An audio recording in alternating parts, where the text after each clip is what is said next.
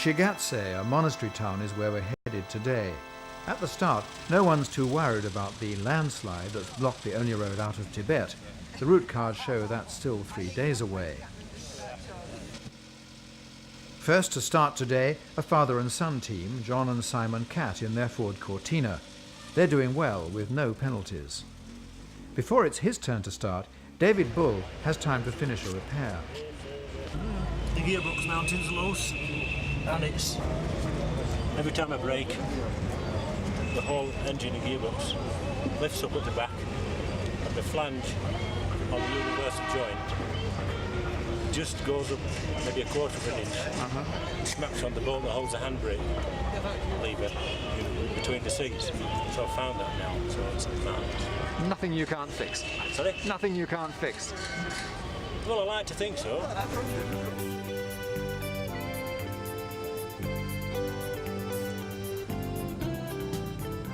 The Ford Anglia's doing better than one Rolls-Royce, which will not go on.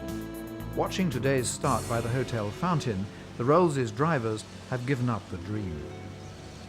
Well, it's been 2 years of preparation. Pretty rotten way to finish up. We took a gamble coming to Lhasa, didn't pay off. What are you going to do now? How do you get the car out? Well, our car will only fit in a 40-foot container, and we have no choice but to truck it back to Beijing. And there's no way I'm going to sit in the truck again. And so we'll make sure the car goes on the truck, and we'll fly to Kathmandu, spend a few days there, and go back. David Bull's Rover is ready on time, and off he goes, heading for the superhighways of Tibet.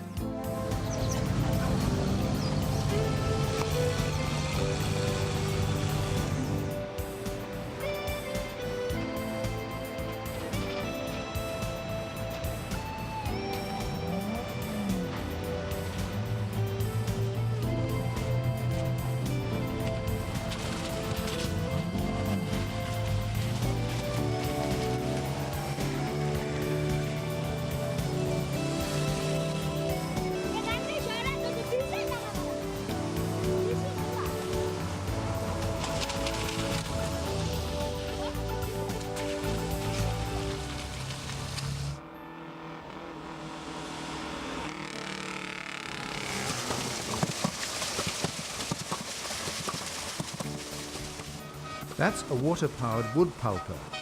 David Bull's wife and mother-in-law would love to stop for a photo of it, but no chance. David's next stop is Paris. Ahead of him in the Jeep, John and Fingers Phil aren't hanging around either. We're on the roll again? Yeah. I think they've little steps up there. Yeah, or terrace. They've got corn on them. Yeah, terrace section. Yeah. Imagine bloody harvesting that. There we go. There was a pocket knife. Okay, let's push it off the edge.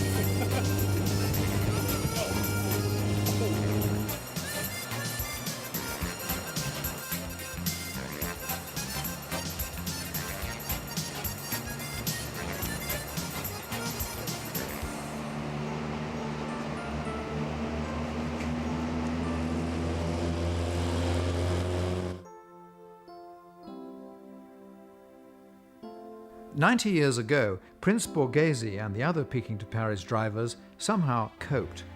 They had no one to complain to, of course, but we have the man who chose our route, Philip Young. Do you know, we have told them and told them and told them what to expect, and we've held their hand too much. And Prince Borghese said, expect the unexpected, and he just set off and drove down railway lines and through rivers, and we said we're prisoners of history. We're trying to recreate the conditions in 1907. Don't come if you don't read his book and at least find out what he went through. And to come out in a Rolls Royce and say, oh, it's too rough. But they're built well, they're strong, they can do it. It's just a question of how you go about it. And he had the mental approach, and I have little time for the whingers.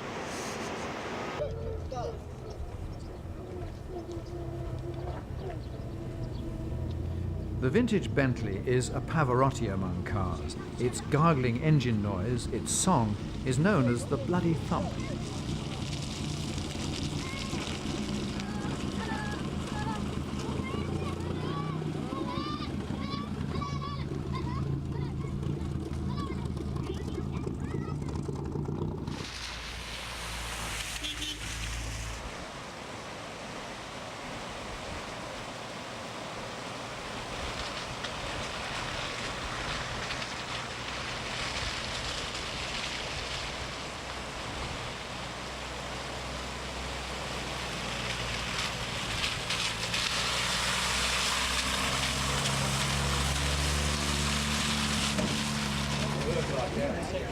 No one has dropped out, and at the end of the day at Shigatse, it's another hotel car park, our 12th.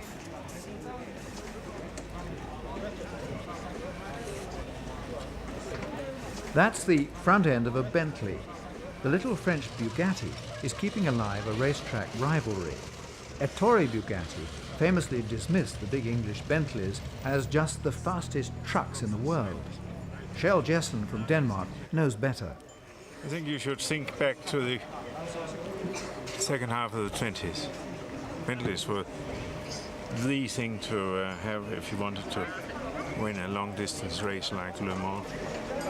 All the shorter races, Bugattis mostly won because they could stand the pace for a short time and go much faster. Faster and irresistible.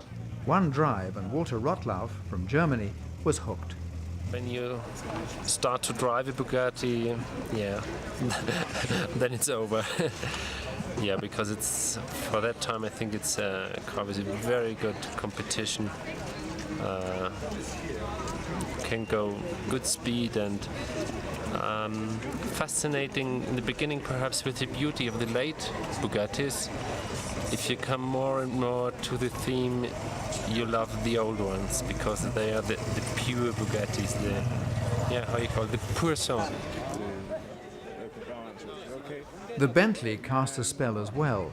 In the Danish winter, when Kjell Jessen can't drive it much, he does desperate things to summon up the smell and the sound of the big machine. The best thing is to take a gas burner. You take an old piston or whatever you have, you heat it up to red hot, and you put some drops of Castellar 40, which is a racing oil. It's a racinus oil, which has a very, very, very fine smelling. And the best thing of it is coming into a garage next morning and the smell is still there. Your wife might not like it because it's in your clothes for days. Anyway, I do the same thing because you get tears in your eyes of pleasure, and to make the pleasure even higher, I have a tape. It's a recording of the bloody thump from the Bentley, and I play the tape. You don't disturb anybody in the garage. But the thing is, when you come to your office and you put the thing on the tape, they all come asking, are you not or what? So I guess we are not. Is the little Bugatti okay? Yeah, up to now we had some very bad thing in the coming on the Tibetan plateau, and we bent our back axle. What I never thought we could do, but we did it a little bit. But up to now only we bent it, and we hope to get spares in Kathmandu and then going 100% onward. Do you sometimes feel that bringing this car on this fairly arduous journey, you're risking smashing a jewel?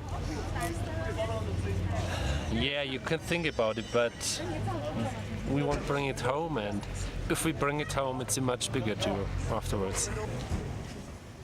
One of the Australian cars is that country's icon on wheels, a Holden. Its veteran navigator is John Bryson. Are you a Holden worshipper? No, but a Holden is a good basic car. It's a good, reliable family car, and it handles rough stuff very well. The car is just a good one, which I happen to like very much because I've done a lot of building of it. We built it from a bare body shell. Do you feel you're going to make it to Paris? Well, the aim is to, whatever man makes, man breaks. But we're going to try and get to Paris because it is a challenge and you've got to meet the challenge. With no car left to worry about, Lord Montagu has time to film the local monastery. Tashi Longpo Monastery in the town, which is very famous. Walk out to see it. Only open 2 hours a day. Very much an active monastery. This is the box office, which is very efficient, as you see. And she speaks English too. And they're a sect of the order, which in fact kowtow to Chinese. And therefore they are in a way a breakaway movement. Nice dogs. We want to be a bit careful though. We are letting sleeping dogs lie here. Monks having their evening meal. I think mostly rice. and finally the gate of the monastery from inside.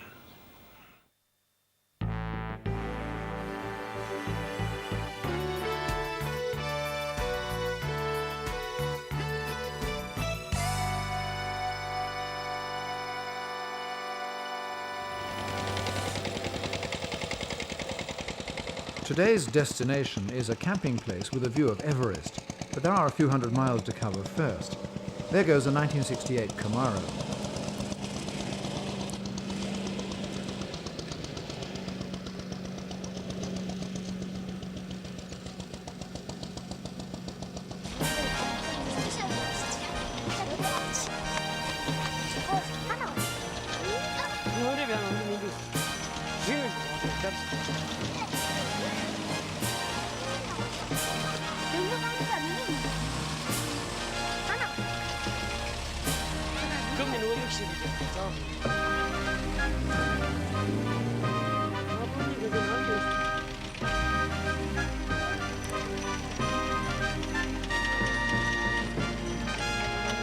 If there's ever a prize for high spirits, Thomas Knorr and Maria Bouvier Knorr in their Mercedes will have no challengers.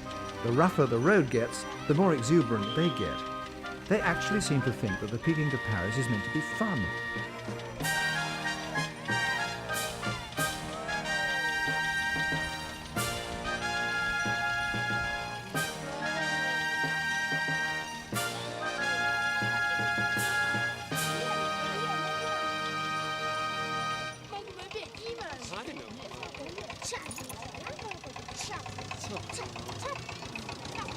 That's an Austin A90 from 1955. Ought to be delivering old ladies to some gramophone recital in Rustington-on-Sea.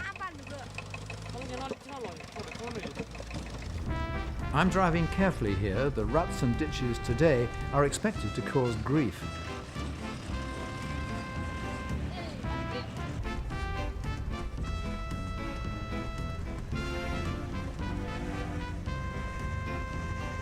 There's a Dutch-driven Chevrolet pickup truck on the rally. It had 4 wheels last time I saw it, but I hear it's been squeezed off the road by one of the Peugeots, and suddenly it's a 3-wheeler. It was a Peugeot, and he was standing there in the soft, and I can pick the Peugeot and jump them, or go to the left. And to the left there was a big putt, and I go in the putt and I lost my wheel.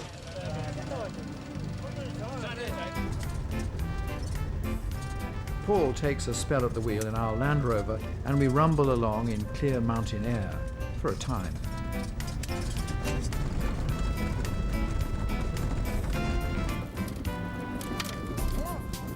This is what they mean by dirt tracks. Can't see a bloody thing. Oh my god, that's cool, that. Yeah.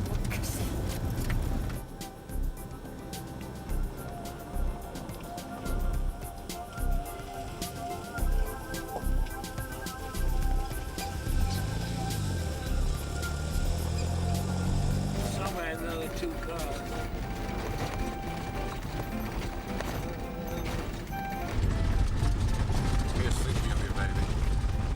Dust you get used to on these roads, but when Paul's around, the dust comes with a government health warning.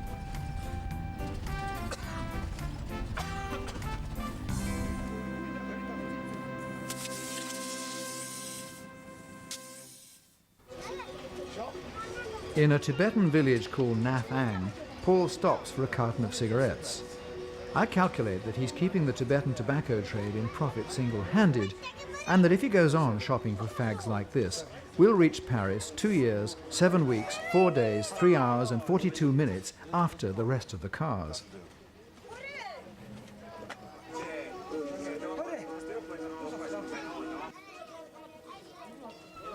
Paul depends on nicotine to keep going. Across the street with the big and rather battered Packard, Too Tall Don relies on willpower. You deal with what you have to deal with.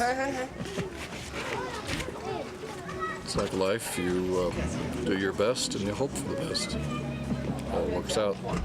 I wonder if the car agrees with you. The car is very resilient. She's been bottoming quite a lot, hasn't she? if that's the right term. Well, the car was designed for the American highway system. There is no highway system here. Enjoying yourself? It's a privilege. It's a challenge.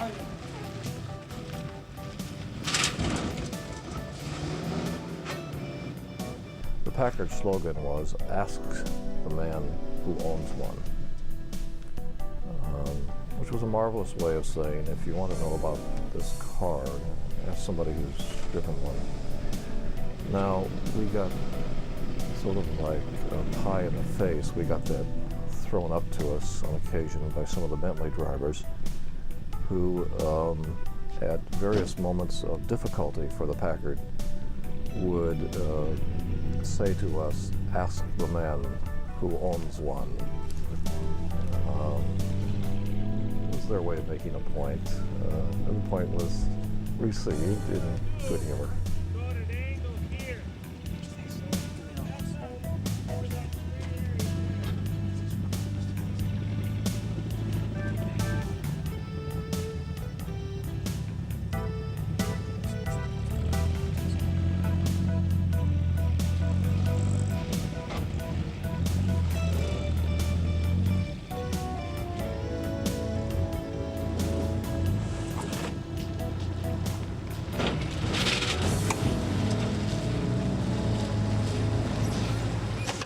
The big rolling Packard embodies Americanness.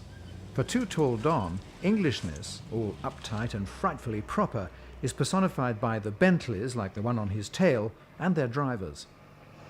They're so stern, they're like the car, they're stiff. They're loath to move over and to allow a modern car to pass. They don't think that they should be expected to do that when it is practical and sometimes necessary. So there have been occasions when we've irreverently passed on the right-hand side, which has sparked some feelings. But I admire their perseverance and their tenacity and their elan. They're very intense and they're very focused on how they go about their journey. Some cars have finished every stage on time with no penalties, so the cruel director has set an impossible average speed. However much you strain at the mountains, you're bound to get penalties. The American women's Hillman Hunter has had enough. You just can't get enough power. It's just the carburation is just the whole car is underpowered between 0 and 15 miles an hour. Why do you reckon? Why? Why? Why? Because there's not enough air. There's just not enough air. This engine needs air. It has 2 carburetors. Decision was made by the mechanics that we would just open up the carburetors down the bottom and this would work. Well, it hasn't worked. That's what lost us our first 13 minutes, the first day we hit the mud. Because we had no experience with this, but 48 hours later we learned to remove the damper trick, and that served us well a couple of times. Now we're getting a little bit too high, even that's not serving us well. So thank you for coming along. That's why I have the tow rope ready, because I am so glad when I see people who are willing to help that I want to do all I can to make their life easier. Welcome too. to our so far magnificent vehicle. So far.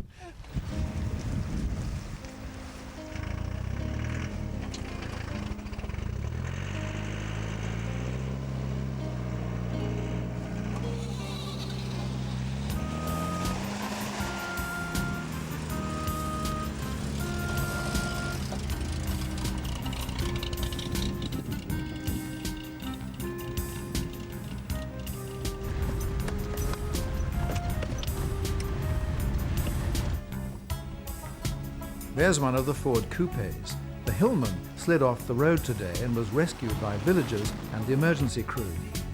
Crew came along and had their own jacks underneath the car and just went to work. Took the parts off that were bent and took the vise and pounded away until they got everything as straight as they could, and we were off and running. Our payment to the villagers was to give our supply of lifesavers away to the children, which they found quite delightful, and it was the least we could do, because I frankly thought we might even be out of the race at that point. And we actually managed to get to the checkpoint to still qualify for gold. So, and here we are being towed, only because the car is, I think, on the last highest point that we have to climb, and it just does not want to climb in this thin air. You get gold if you're never ever more than 2 hours late at a time control. I'm no car buff, but isn't this Rolls in this setting a magnificent piece of history? They're still with us, some of the grand old machines, and I pray to the God of the road that enough of them last to Paris. I dread the thought of us arriving in Paris and facing the Parisians with a little stream of measly, humble, everyday, ordinary-looking cars.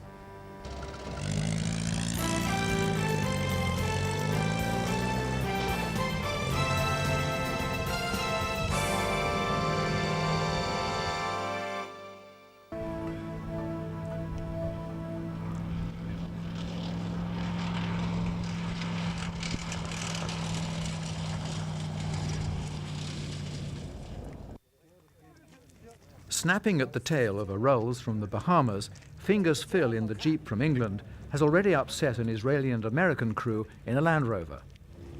We've been having a minor personal dispute with the Land Rover that was the support vehicle for the La France. Because the La France has dropped out now, but the Land Rover is still running in the touring class.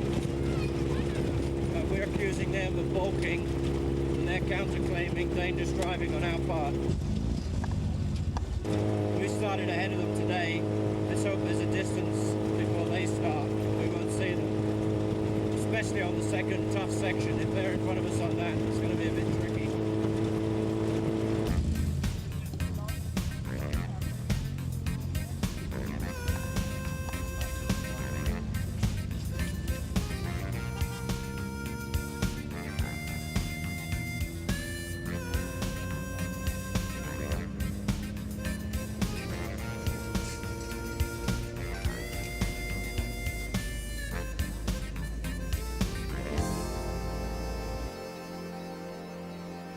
Lord Montagu, as a historian of motoring, compares ancient and modern. Old transport and new, and one wonders who is the happier.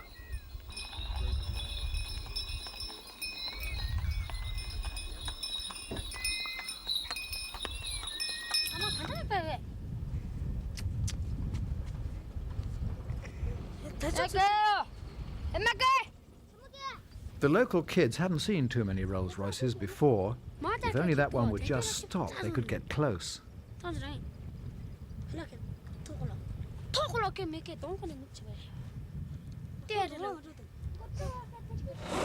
The car is a 1950s Silver Dawn, and its Austrian owners are nervous. They wound down the windows to greet some children who waved earlier, whereupon the children hurled quantities of yak dung into the car, the Third World's revenge.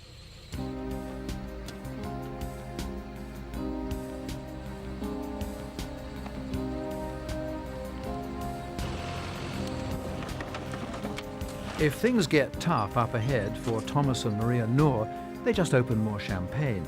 They've invited the Chelsea girls to a picnic. What an extremely civilized way to celebrate being 5,220 meters high. That is 20 meters higher than the Mount Everest base camp. And needless to say, Thomas Noor and his wife have come up trumps again. So here we are sitting on the highest picnic spot in the world, drinking champagne and eating Swiss food. Now there could be anything more civilized in the whole world, could there? Nice bottle of champagne, shrimp soup, Bundefleisch, Swiss cheese. What else could you possibly wish for? Some people just don't know how to suffer. There goes the American, Bill Binney, on a long climb. Listen to the whining and gurgling, the song of the Bentley.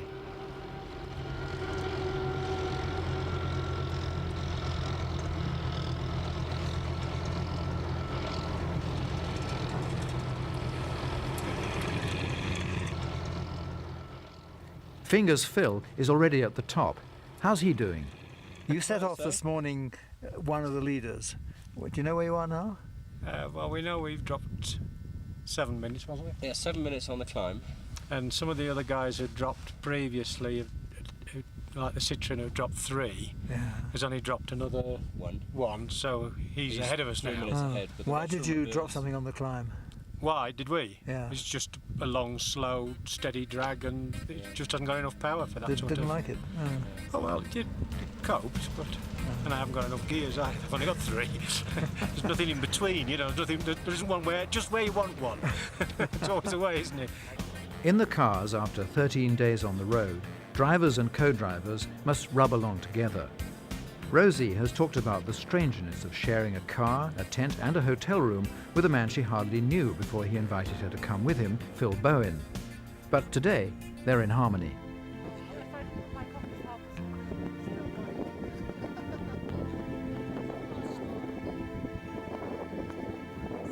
David Bull's wife and mother-in-law like to stop occasionally.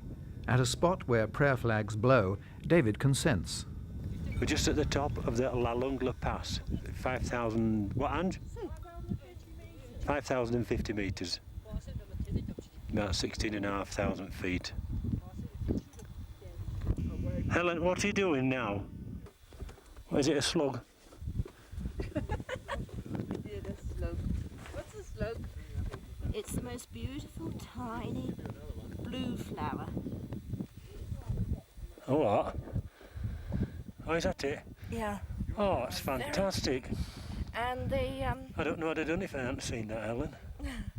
no doubt the yaks have walked over it or grazed it or Oh, right. fertilised it. Interesting things. You found what? You found a what? I found 3 very interesting flowers. The only one I know of them is the gentian. And the other 2, I've not the smallest idea what they could be.